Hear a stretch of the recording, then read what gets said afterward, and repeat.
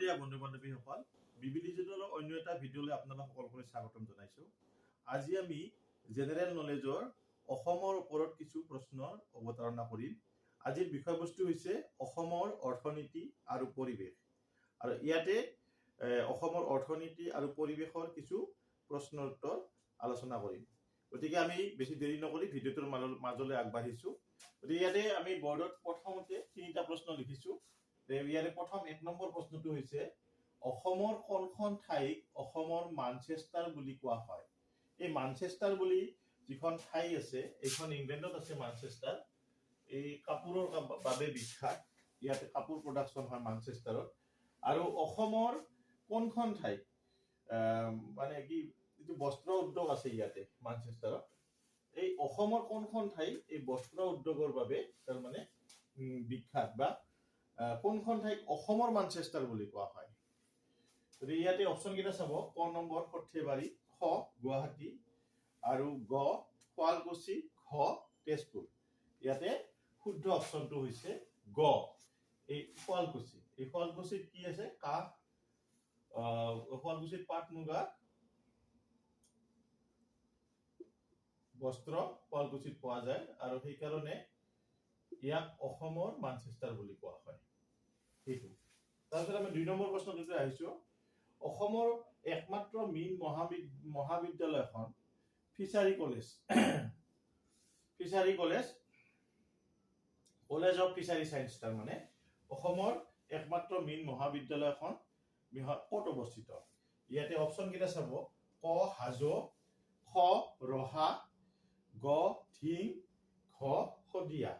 ইয়াৰে শুদ্ধ অপশ্যনটো হৈছে ৰহা। এই নগাঁও এই ৰহাত কি আছে? একমাত্ৰ মীন মহাবিদ্যালয়খন আছে। তাৰপিছত আমি 3 নম্বৰ প্ৰশ্নটোলৈ আহিছোঁ। অসমৰ বৃহত্তম কয়লা খনিটোৰ নাম কি? অসমৰ ভালেকেইটা কয়লা খনি আছে, তাৰ ভিতৰত বৃহত্তম আটাইতকৈ ডাঙৰ কয়লা খনিটোৰ নামটো আমি জানিব লাগে। ইয়াতে অপশ্যন কেইটা চাব। ক নম্বৰ মাকুম, খ লিডু, গ দুলিয়াজান, ঘ নাহৰকটীয়া। ইয়াৰে শুদ্ধ অপশ্যনটো হৈছে মাকুম। মাকুম হ'ল কি? অসমৰ বৃহত্তম কয়লা খনি। অসমৰ বৃহত্তম কয়লা খনি। বন্ধু বান্ধৱীসকল, এইবাৰ আমি 4 নম্বৰ প্ৰশ্নটোলৈ আহিছোঁ। কিন্তু এই প্ৰশ্নটোলৈ যোৱাৰ আগতে এটা কথা কওঁ। আমি ইয়াত আলোচনা কৰা এই প্ৰশ্নবিলাক এডিআৰই হওক, আছাম পুলিচ এক্সামেই হওক বা অন্য ধৰণৰ যিকোনো 3rd গ্ৰেড 4th গ্ৰেডৰ কমন এক্সামবিলাকৰ ক্ষেত্ৰত খুবেই দৰকাৰী। গতিকে আপোনালোকে আৰম্ভণিৰ পৰা শেষলৈ ভিডিঅ'টো মনোযোগেৰে চাব, আৰু ইয়াত থকা প্ৰতিটো প্ৰশ্নই দৰকাৰী বুলি বিবেচিত। গতিকে এতিয়া আমি দেৰি নকৰি 4 নম্বৰ প্ৰশ্নটোলৈ আহিছোঁ। ইয়াতে 4 নম্বৰ প্ৰশ্নটো কি আছে? প্ৰাকৃতিক গেছ উৎপাদনত ভাৰতৰ কোন ৰাজ্যই প্ৰথম স্থান অধিকাৰ কৰি আছে? ইয়াতে ক নম্বৰ অপশ্যনটো আছে মহাৰাষ্ট্ৰ, খ ৰাজস্থান, গ মেঘালয়, আৰু ঘ অসম। গতিকে অসমত যিহেতু খাৰুৱা তেলৰ বেছিকে উৎস আছে, গতিকে অসমত এই খাৰুৱা তেলৰ লগতে প্ৰাকৃতিক গেছ উৎপাদন হয়। গতিকে ইয়াতে এই শুদ্ধ অপশ্যনটো অসমেই হ'ব।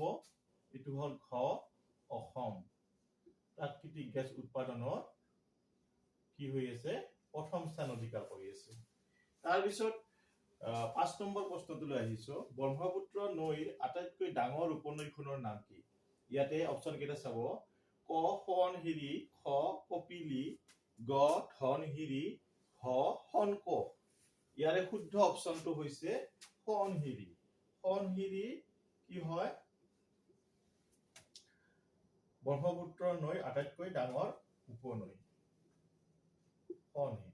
এইটো মনত ৰাখিব, দৰকাৰী হয়। ইয়াৰ পিছত আমি 6 নম্বৰ প্ৰশ্নটোলৈ আহিছোঁ। ভাৰতবৰ্ষৰ ভিতৰত সৰ্বাধিক কিমান শতাংশ বাঁহ গছ যে আছে, এই বাঁহ গছ ভাৰতবৰ্ষৰ ভিতৰত সৰ্বাধিক কিমান শতাংশ উত্তৰ পূব অঞ্চলত উৎপাদন হয়? ইয়াতে অপশ্যন কেইটা চাব। ক নম্বৰ অপশ্যন 80% 80%, খ নম্বৰ অপশ্যন 60% 60%, গ নম্বৰ অপশ্যন 70% 70%, আৰু ঘ নম্বৰ অপচন 50% 50%। ইয়াৰে শুদ্ধ অপচনটো হৈছে খ 60%।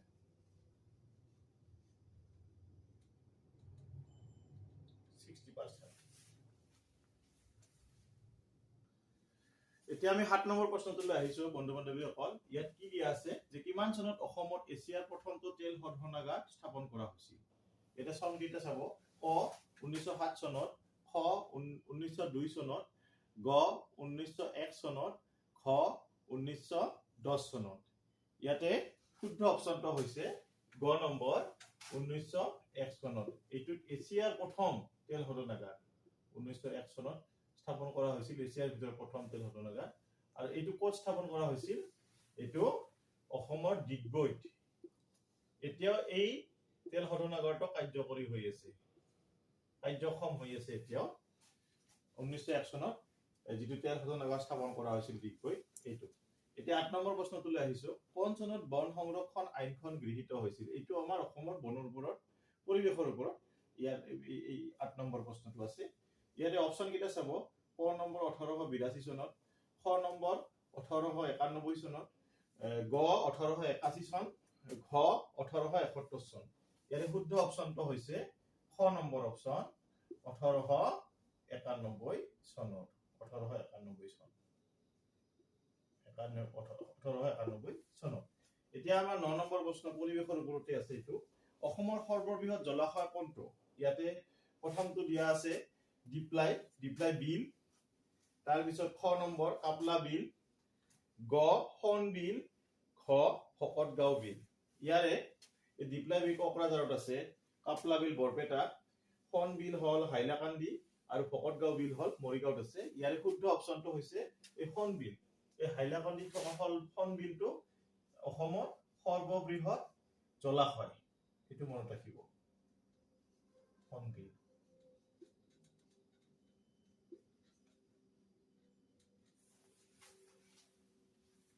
বন্ধু বান্ধৱীসকল, এতিয়া আমি 10 নম্বৰ প্ৰশ্নটোলৈ আহিছো। অসমৰ কোনখন অৰণ্য পূবৰ আমাজন বুলি কোৱা হয়? আমাজন আমাৰ আছে,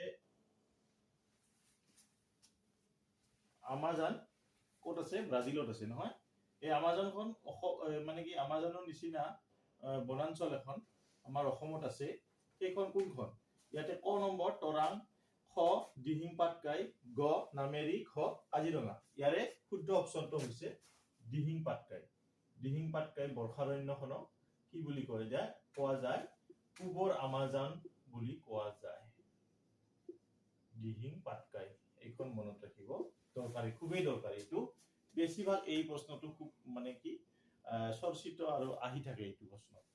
ইয়াৰ পিছত 11 নম্বৰ প্ৰশ্নটো, বৰ্তমান অসমত ৰাষ্ট্ৰীয় উদ্যানৰ সংখ্যা হৈছে ক নম্বৰ অপচন 7, খ 5, গ 9, ঘ 8। ইয়াৰে শুদ্ধ অপচনটো হৈছে ক 7খন ৰাষ্ট্ৰীয় উদ্যান আছে, 7খন। ইয়াৰ পিছত আমি 12 নম্বৰ প্ৰশ্নটো আহিছো। কৰ্মশ্ৰী যাদৱ পায়েঙে সৃষ্টি কৰা অৰণ্যখনৰ নাম কি? ইয়াতে অপচন কেইটা চাব, ক দিহিং, খ বৰাইল, গ মলাই অৰণ্য, আৰু খ এটাও নহয়। ইয়াৰে কৰ্মশ্ৰী যাদৱ পায়েং মাজুলীৰ তেওঁ এখন কি কৰিছিল 1979 চনত 16 বছৰ বয়সৰ পৰা 1979 চনৰ পৰা 16 বছৰ বয়সৰ পৰা তেওঁ এখন কি কৰিছিল তাতে মানে বানাক্ৰান্ত অঞ্চলত কি কৰিছিল গছ ৰুই এখন অৰণ্য সৃষ্টি কৰিছিল, য'ত নেকি বিভিন্ন ধৰণৰ বনৰীয়া জীৱ জন্তুৰ বাসস্থান হৈছে। আৰু এই অৰণ্যখনৰ নামটো সুধিছে, এইখন হৈছে মলাই অৰণ্য। মলাই অৰণ্য, গ নম্বৰ অপচন মলাই অৰণ্য, এইটো মনত ৰাখিব, মলাই অৰণ্য। ইয়াতে অপচন কেইটা দিয়া আছিল কি, ক নম্বৰ দিহিং দিয়া আছিল, খ বৰাইল দিয়া আছিল, গ মলাই অৰণ্য, আৰু খ এটাও নহয়। আৰু বিশেষ উল্লেখ্য যে তেওঁৰ এই অৱদানৰ বাবে তেওঁ 2015 চনত ভাৰত চৰকাৰৰ সন্মানীয় এটা বঁটা লাভ কৰিছিল, কৰ্মশ্ৰী বঁটা লাভ কৰিছিল, পদ্মশ্ৰী বঁটা লাভ কৰিছিল। আৰু তেওঁ আচলতে এইটো কৰ্মশ্ৰী এইকাৰণে ইয়াত লিখা হৈছে, তেওঁ খুব মানে অশেষ কষ্টৰ দ্বাৰা তেওঁ এই অৰণ্যখন সজোৱাৰ কাৰণে কৰ্মশ্ৰী নামটো তেওঁ পাইছিল স্থানীয়ভাৱে আৰু তেওঁ পদ্মশ্ৰী বঁটা পাইছিল 2015 চনত আৰু এই অৰণ্যখন ক'ত আছে মাজুলীত আছে গতিকে এইখিনি যাদৱ পায়েঙৰ বিষয়ে এইখিনি খুব জানিব লগা দৰকাৰী কথা আৰু তেওঁ এই যিখিনি ভূমিত তেওঁ এই গছ ৰোপণ কৰিছিল সেই ভূমিৰ মাটিকালি প্ৰায় 1360 একৰ মাটি তেওঁ এই কামটো কৰিছিল গতিকে এইটো খুবেই দৰকাৰী প্ৰশ্ন এইটো আহিব পাৰে গতিকে এইটো আপোনালোকে ভালদৰে মনত ৰাখিব গতিকে আজি আমি 12টা প্ৰশ্ন আলোচনা কৰিছো অসমৰ অৰ্থনীতি আৰু পৰিৱেশৰ ওপৰত গতিকে যদি ভিডিঅ'টো ভাল লাগে আপোনালোকে লাইক শেয়াৰ কমেন্ট কৰিব আৰু নতুনকৈ অহা সকলক মই অনুৰোধ জনাওঁ তেওঁলোকে যাতে মোৰ চেনেলটো সাবস্ক্ৰাইব কৰে গতিকে এইখিনিয়ে পৰৱৰ্তী পৰ্যায়ত আমি আৰু নতুন নতুন ভিডিঅ' লৈ আপোনালোকৰ সন্মুখত হাজিৰ হ'ম গতিকে নিয়মীয়াকৈ আমাৰ ভিডিঅ'বিলাক চাই থাকিব আজিলৈ ইমানতে এৰিছো শুভৰাত্ৰি ধন্যবাদ